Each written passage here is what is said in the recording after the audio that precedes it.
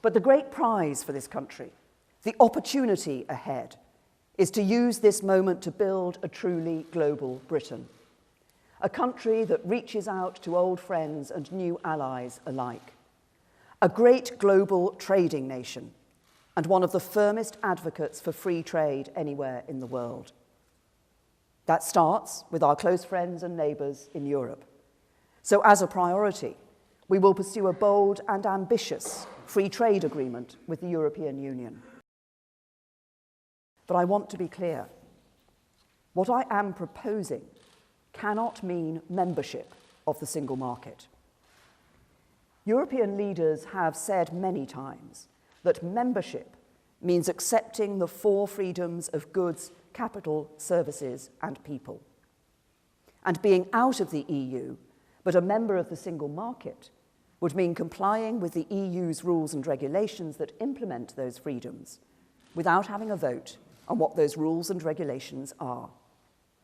It would mean accepting a role for the European Court of Justice that would see it still having direct legal authority in our country. It would, to all intents and purposes, mean not leaving the EU at all. So an important part of the new strategic partnership we seek with the EU will be the pursuit of the greatest possible access to the single market on a fully reciprocal basis through a comprehensive free trade agreement. And because we will no longer be members of the single market, we will not be required to contribute huge sums to the EU budget. There may be some specific European programmes in which we might want to participate. If so, and this will be for us to decide, it's reasonable that we should make an appropriate contribution. But the principle is clear. The days of Britain making vast contributions to the European Union every year will end. Now, I want Britain to be able to negotiate its own trade agreements, but I also want tariff-free trade with Europe and cross-border trade there to be as frictionless as possible. That means I do not want Britain to be part of the common commercial policy, and I do not want us to be bound by the common external tariff.